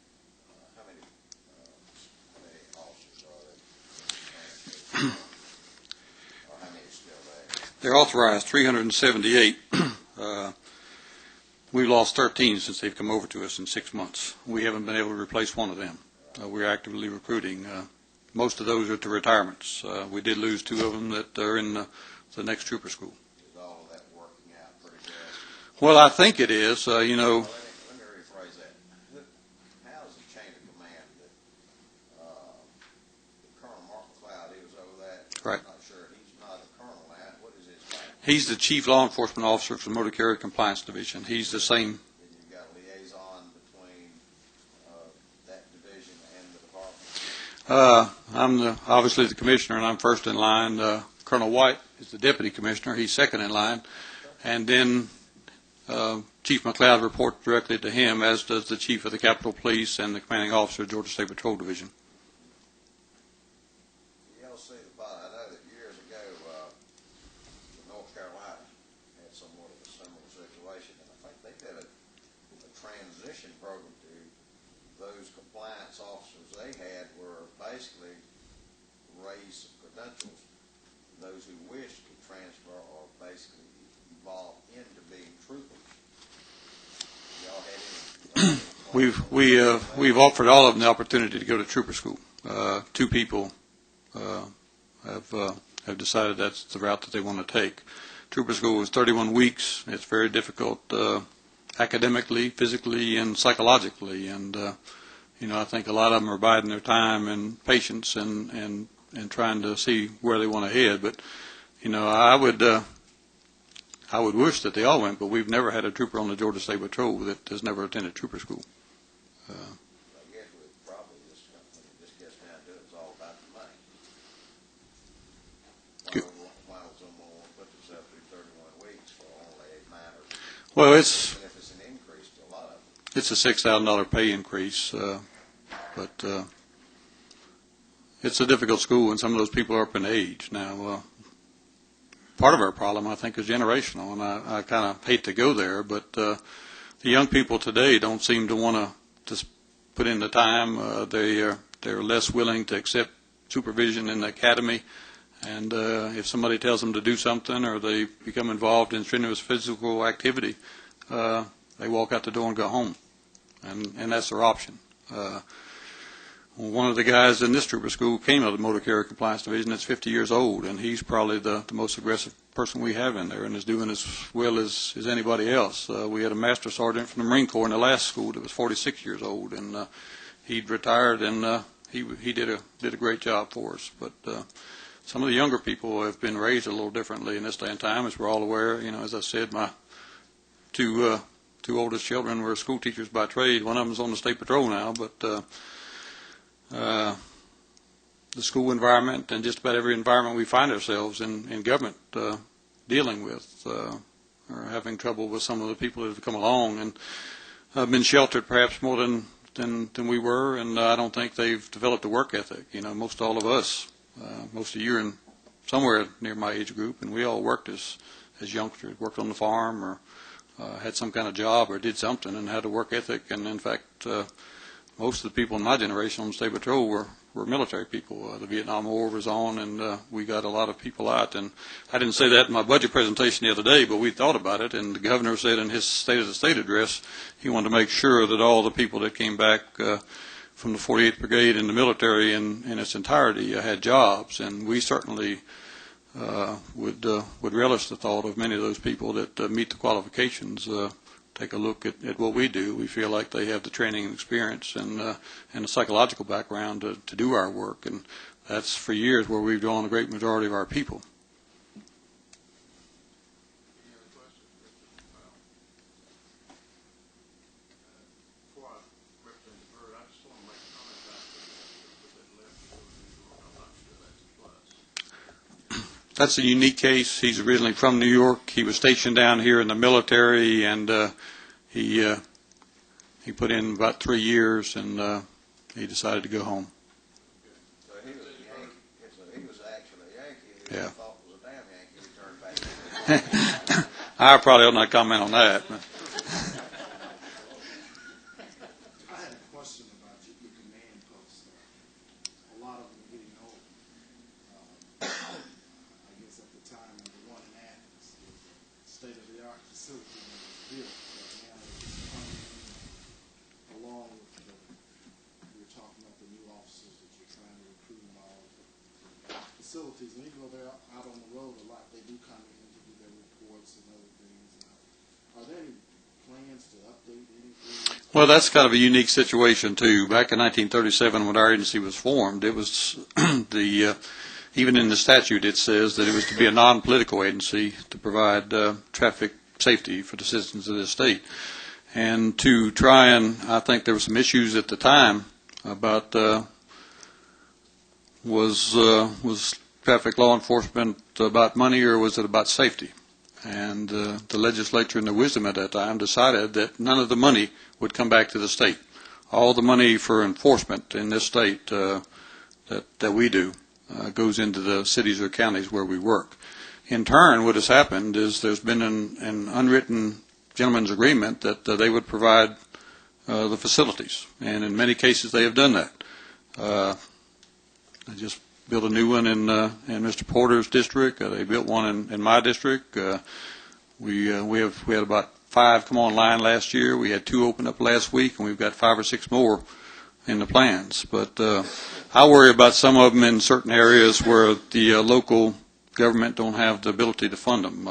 We've got posts in Donaldsonville, Americus, Washington, Swainsboro that have been in existence for 50 years, Helena, and then never been improved because they're in poor areas without the funding. And the state has never put any money that I'm aware of into any state patrol post except the one at Jekyll Island. And that's a state-owned island. We're actually the state police down there, and we take care of all calls, and they funded that. Is that customary around the country? No. Most states, I think the money goes into the state, and the state provide the buildings, just like the GBI. The state builds the GBI facilities. But Does the state do that with any other agency? no, not that I'm aware of.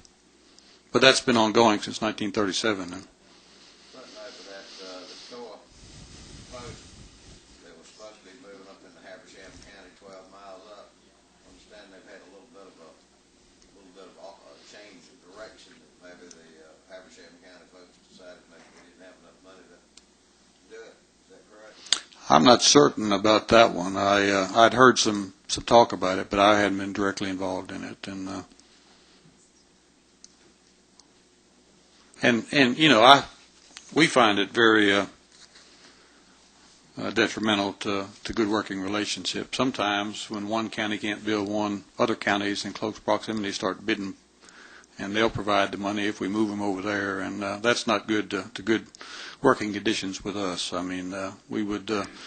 I think they were originally designed in the bigger counties and with counties that had the funding, and they were centrally located. But in recent times, some counties have refused to build new ones. Some of them that had the money, and the adjoining counties have kicked the money in, so they've moved over, and it really has hurt some relationships with us. Representative Bernard. Mr. Chairman, on the 70 vehicles that you're going to replace with a little over 135,000 miles, how do you continue to use those 70 vehicles, or do you auction them off? What do you have to do? We turn them into the Department of Administrative Services now. On a general rule of thumb, now, those who, for those that are just worn out, now some of those vehicles have been wrecked and haven't been replaced. For those that are wrecked and they're pretty much unserviceable, unrepairable, we keep those and we cannibalize them. We take parts off of them and we put them on other cars that need them. If we bend a fender or something, instead of paying $1,000 to put a new fender on there, our people take a wrench to it and they take a fender off the wreck one and put it back on in an effort to save money. It runs up our car count some, and I've had to explain this 4 or 5 times, but we just think it's good business. You do that yourself in a departmental? Right, right.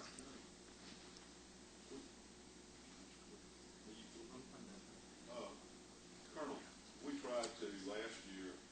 I personally would like to see if there's some way maybe this committee could make it out to headquarters before we go to those for the ones that haven't been out there. It's sort of an out. The other thing too, to the committee, we are going to try sometime as soon as we get the O6 put together. We are going to have a hearing on one day here to do nothing but, and we're going to get with the agency heads to look at the pay for all of law enforcement. Now, I don't know that we're going to be able to help you, but I have been approached by a lot of members that are not members of this subcommittee, and some of them that are not on appropriations, that would like to sit through a hearing and see if the legislature can send back, and I say send back to the governor, I don't necessarily mean send back to the governor, but to try to figure out how to address the erosion of law enforcement and especially the salary situation in the state. So, but if you could help us see if there's, even if it's one morning at 8 o'clock, and somebody, if we could miss rules, just run out to headquarters, y'all wouldn't mind. You're welcome any time, and I could talk to it for just a minute, but I don't know that. Yeah, you would. It's much more an eye opener if you actually see it. Any other questions? Any other questions? Thank you, sir. Well,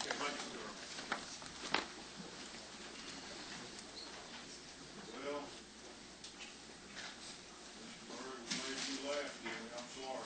That's okay. The way the straws are drawn. Somebody has to be last. That's right, we appreciate your patience with us.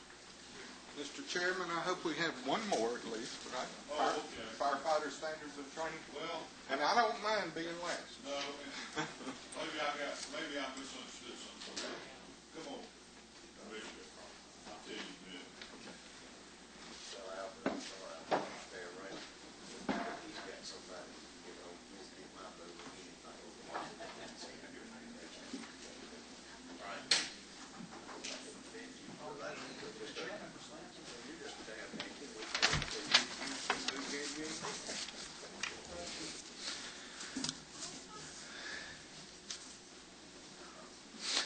Thank you, Mr. Chairman. I think that my presentation may be brief unless there are questions. I do want to acknowledge my staff, which you'd asked us to do early. Most of you know Jeff Miner, who is the Deputy Commissioner of Administration, formerly the agent's budget director. Diane Bell is now our budget director, who joined us last year. Any information that you need in follow-up to this presentation certainly can be provided by my office or by either one of those two individuals. I appreciate the opportunity to present our amended 06 budget, Mr. Chairman. Again, I know it's been a long afternoon, and again, someone has to go at the end of the presentation. That's not a problem to me. I look forward later to presenting our 07 budget. If I could direct your attention to page 39 of your tracking document, you'll see just a few 06 items for juvenile justice. Item number 196 has to do with increased funds to reflect an adjustment in the workers' compensation premiums. I think you all understand that. Unless there are questions about it, I won't comment further on it. The next four items, items number 197, 98, 99, and 200, if you'll notice, they all read the same because they are the same. It has to do with shifting money between programs. Our contract inflation funds were received last year, but all the funds were placed in one program and should have been spread around. So it's the agency's move to do that. This also moves some funds and positions between programs to start the transition of maintenance to state operations. At the joint presentation, you may recall I talked about our desire to move away from our contract maintenance, which the department has been involved in for a number of years. We have reached a point to where we believe that we can provide sufficient maintenance services to our facilities as a state-operated function as opposed to the contract. And we need to begin that process with our 06 budget. So those 4 line items, again, are all the same. They were broken out on your tracking document for reasons, I'm sure, but it has to do with moving those monies between programs. This has zero fund impact. Yes, that's what that's. The old way, yeah. Yeah, I mean, the old way, yes. Yes. I didn't misunderstand that. That's what I'm asking. That's really all that I have, Mr. Chairman. No, that's exactly what we're doing. In fact, yes, is what I have on my sheet.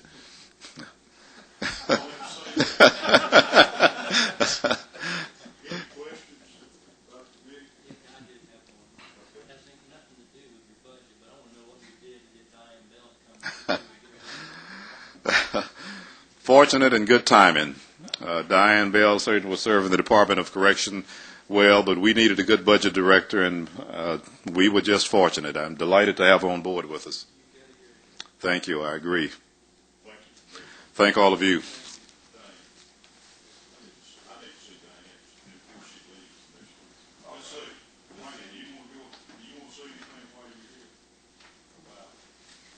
Actually, I'm talking, I'm going to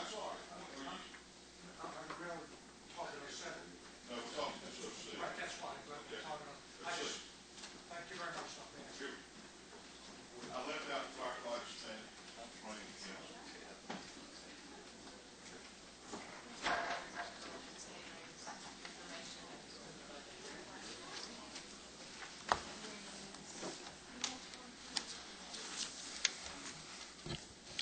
Good afternoon. I'm Lynn Pardue, Director of Firefighter Standards and Training.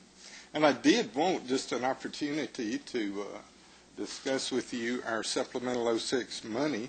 We're on page 46 of your guide. And we're listed under as an attached agency with DPS. And basically, I'm just here for you guys to say yes. And well, then I'll talk a little bit longer, sir. I do have your funding request for 07 that I have not given to anybody yet. Yes, sir. To my knowledge, all we need to do is basically just approve and go with what you want us to do.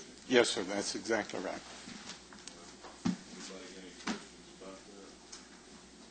We're going to try, I can't promise you this, but we're going to try to hit you again because I will, this is the one agency that has sort of been, I don't know if you want to say overlooked, stepped on, or forgotten in the training, throughout the training centers. And it's not the training center's fault, it's just happened the way the budget has been done in the past. And we were able to help them just a little bit last year. Yes, sir. If we can help them a little bit more this year to try to get caught back up a little bit. And I have their request that I will give each of y'all a copy. $18,000, isn't that right? That is correct for FY07.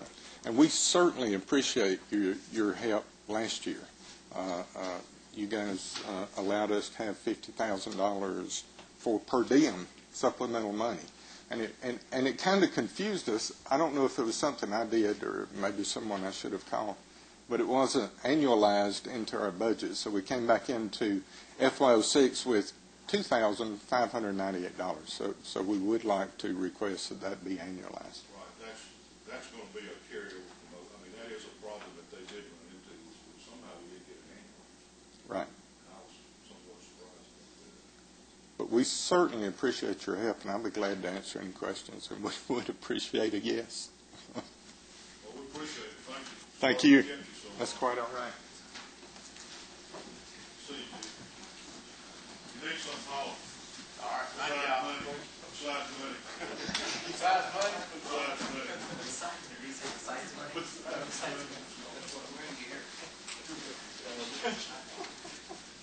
How you doing? Good. Are you smiling right through the whole thing?